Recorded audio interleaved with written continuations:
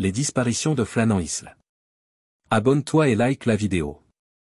Les Flannan Isles, également connus sous le nom de Seven Inter, sont un groupe isolé de petites îles situées à environ 32 km à l'ouest de l'île de Lewis, en Écosse. En raison de leur éloignement et de leurs conditions météorologiques souvent difficiles, ces îles ont toujours été enveloppées d'une aura de mystère. Cependant, l'incident le plus célèbre et le plus inquiétant survenu sur ces îles est la disparition inexplicable de 3 gardiens de phare en décembre 1900. Le phare des Flannan Isles, construit pour guider les navires à travers les dangereuses eaux environnantes, est mis en service en décembre 1899. Un an plus tard, en décembre 1900, 3 gardiens de phare, James Ducat, Thomas Marshall et Donald MacArthur, sont en poste. La routine exige que 3 hommes se relaient pour assurer la maintenance et le fonctionnement continu du phare, tandis qu'un 4e est en congé à terre. Le 15 décembre 1900, le vapeur Archtor, en route de Philadelphie à Leyte, signale que le phare des Flannan Isles n'est pas opérationnel. Le capitaine note cette anomalie à son arrivée, mais en raison des mauvaises conditions météorologiques, aucune enquête immédiate n'est possible. Ce n'est que le 26 décembre qu'un bateau de ravitaillement, le Hesperus, est envoyé pour enquêter et ravitailler les gardiens de phare. À bord du Hesperus, le capitaine James Harvey et Joseph Moore, un gardien de phare en congé, approchent des îles avec inquiétude. Ils remarquent immédiatement que le phare ne fonctionne toujours pas.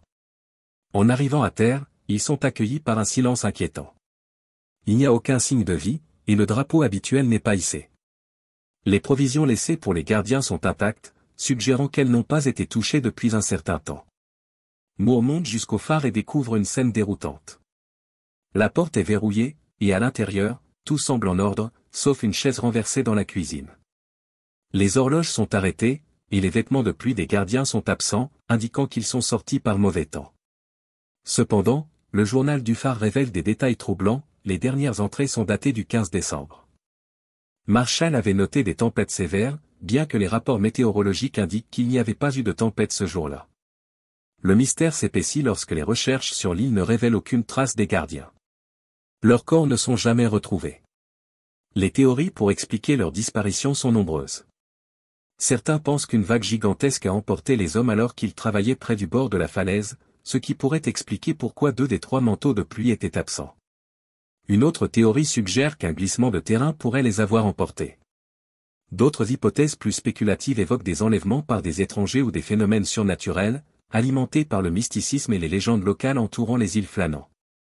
La disparition simultanée de 3 hommes robustes et expérimentés sans aucun signe de lutte ou de départ précipité reste inexpliquée. Les gardiens restant sur le continent et ceux qui les ont remplacés au phare ont été profondément marqués par cet événement. Une enquête officielle conclut que les hommes ont probablement été emportés par une vague alors qu'ils tentaient de sécuriser des équipements extérieurs pendant une tempête soudaine. Cependant, l'absence de tempête enregistrée à la date des entrées du journal laisse planer un doute persistant. Aujourd'hui, l'histoire des disparitions des gardiens de phare des Flannan Isles demeure l'un des mystères les plus intrigants de l'Écosse. Le phare, désormais automatisé, continue de veiller sur les eaux tumultueuses, et les îles restent un lieu de fascination et de spéculation pour les amateurs de mystères et de phénomènes inexpliqués.